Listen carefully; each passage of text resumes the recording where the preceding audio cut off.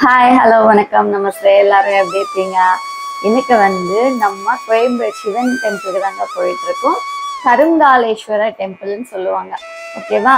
நாங்கள் காலேஜ் படிக்கும்போது ரெகுலராக போயிட்டு இருந்தோம். So after marriage first time போயிட்டு இருக்கேன்.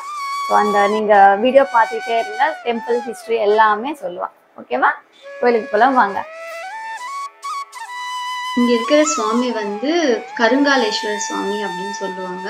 அதே மாதிரி ஸ்ரீ குசலவபுரீஸ்வரர் சுவாமி அப்படின்னு கூட சொல்லுவாங்க. ஏன்னா இங்க ஒரு ஸ்டோரி இருக்குன்னு சொல்லியிருந்தேன் இல்லையா? என்ன ஹிஸ்டரி அப்படின்னா, நம்ம ராமாயணத்துல சீதா தேவிய ராமர் காட்டுக்கு அனுப்பிடுவாரு இந்த முழு மாசமா இருக்கிற டைம்ல. ஸோ அப்ப லக்ஷ்மணர் தான் கூட்டிட்டு போய் விடுவாங்க அப்படின்னு சொல்லிட்டு ஸ்டோரி இருக்கு. இதெல்லாம் நம்ம 80s 70sல வந்த ஓல்டு மூவிஸ்ல இருக்கும் இந்த ஸ்டோரி எல்லாம் கம்ப்ளீட்டா.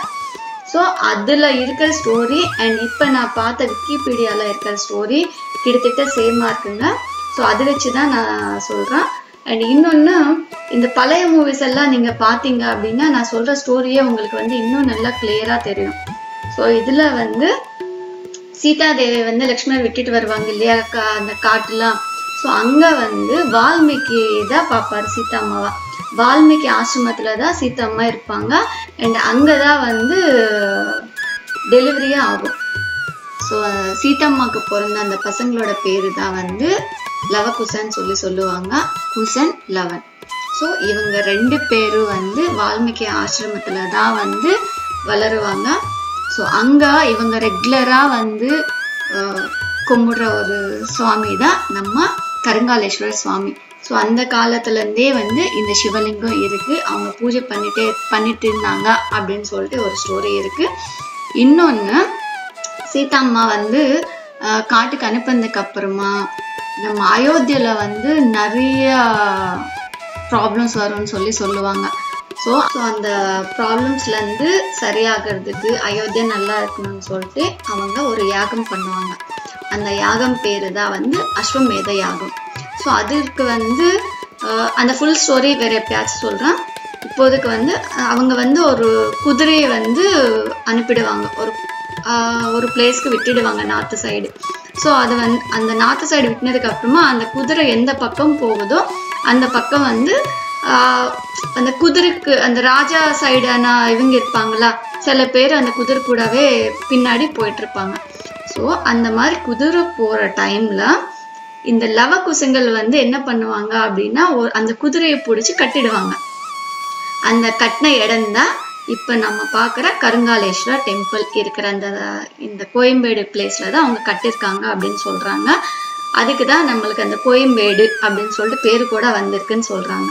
அண்ட் இன்னொன்னு, அவங்க கட்டினதுக்கு அப்புறமா அதை ஆக்சுவலா கட்டக்கூடாது, குதிரையை விட்டுடணும். யாராவது அதை நிப்பாட்டிட்டாங்க அப்படின்னா அவங்க கூட ஃபைட் பண்ணுவாங்க, வார் பண்ணிட்டு அந்த குதிரையை கூட்டிட்டு வருவாங்க.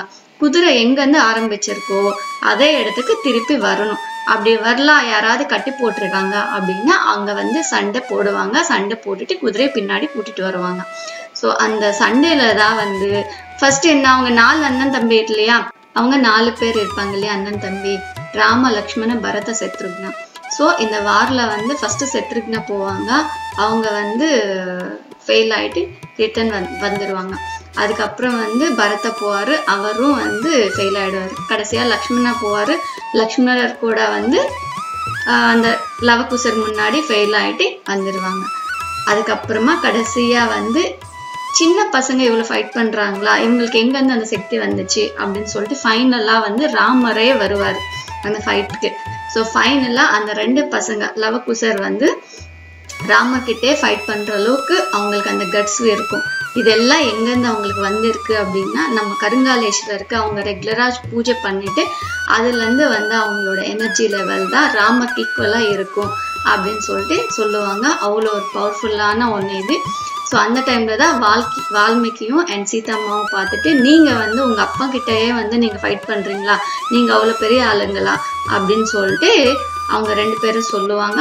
சொன்னதுக்கு அப்புறமா அந்த ஃபேமிலி எல்லாம் ஒன்னாவாங்க. ஸோ இந்த டெம்பிளுக்கு இன்னொன்னு என்னன்னா, ஒரு ஃபேமிலியை சேர்த்துற ஒரு டெம்பிள் அப்படின்னு சொல்லிட்டு போற ஒரு ஸ்டோரி இருக்கு. மொத்தத்துல இந்த கோயிலுக்கு ஏன் அந்த பேர் வந்திருக்கு அப்படின்னா குஷலவபுரீஸ்வரர், லவகுஷர் வந்து பூஜை பண்ண ஒரு பிளேஸ். அண்ட் வந்து கோயம்பேடு அப்படின்னு ஏன் பேர் வந்திருக்கு அப்படின்னா குதிரை கட்டி போட்ட ஒரு ஸ்தலம், அதுதான் கோயம்பேடு. ஸோ இதுதான் இந்த டெம்பிளோட ஹிஸ்ட்ரி. ஓகேவா? அதுக்கப்புறம் ஹிஸ்ட்ரி முடிஞ்சதுக்கப்புறம் இந்த டெம்பிள் வந்து நார்த் ஃபேஸ்ல இருக்கும். ஸோ நார்த் ஃபேஸ்ல இருப்பாங்க. சிவலிங்கம் வந்து ரொம்ப குட்டியா இருக்கும். டெம்பிள்குள்ள போனாவே வந்து ரொம்ப சூடா இருக்கும். ஸோ ரொம்ப சின்னதான ஒரு சிவலிங்கம். அண்ட் அம்மன் கூட வந்து நார்த் ஃபேஸ்ல தான் இருப்பாங்க.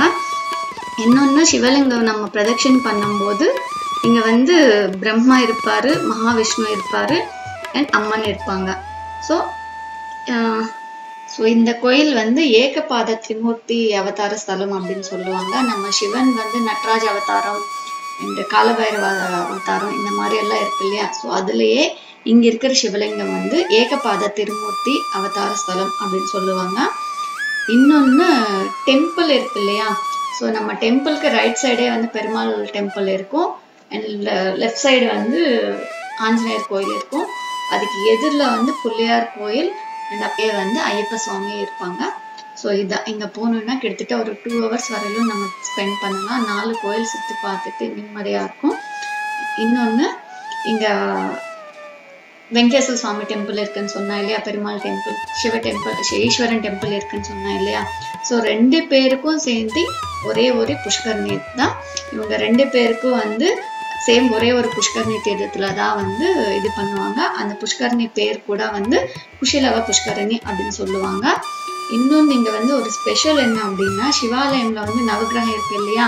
ஸோ அந்த நவகிரகத்துல வந்து சூரியன் வந்து அந்த 7 குதிரை வந்து பிடிச்ச மாதிரி இருக்கும் சூரியனோட விக்கிரகம். ஸோ இதுவும் ஒரு ஸ்பெஷல் அட்ராக்டிவாக இருக்கும். ஸோ மொத்தத்தில் இந்த டெம்பிள் வந்து கண்டிப்பாக விசிட் பண்ணி பாருங்க. டிஃப்ரெண்ட்டாக இருக்கும். ரொம்ப ஓல்டு பிளேஸ். பெருமாள் டெம்பிள் பார்த்தாலும் வந்து நம்ம திருப்பதி பெருமாள் பார்த்த மாதிரியே இருக்கும். அம்மன் கூட அவ்வளோ நல்லா இருக்கும். பார்த்தாவே வந்து நம்ம திருப்பதி அம்மன் இருப்பாங்க இல்லையா, பத்மாவதி அம்மன், அந்த மாதிரி இருப்பாங்க. ஸோ இப்போ தான் கொஞ்சம் டெவலப் பண்ணிட்டு இருக்காங்க பெருமாள் டெம்பிள். நாங்கள் போன ஒரு 15 years முன்னாடி வந்து கொஞ்சம் அப்போ தான் கன்ஸ்ட்ரக்ஷன் எல்லாம் ஓரளவுக்கு டெவலப் பண்ண ஆரம்பிச்சிட்டாங்க. அப்போ இருக்கிறதுக்கும் இப்போ இருக்கிறதுக்கும் நிறைய டெவலப்மெண்ட் இருக்குது. ஸோ கண்டிப்பாக விசிட் பண்ணி பாருங்கள். ரொம்ப ஹிஸ்ட்ரியான ஒரு டெம்பிள், சிவாலயம் கூட வந்து. இதுதான் எனக்கு தெரிஞ்ச சில விஷயங்கள். இன்னும் எவ்வளவோ இருக்குது. ஸோ நீங்களும் போய் தெரிஞ்சுக்கிட்டு எனக்கும் கமெண்ட் பண்ணுங்க.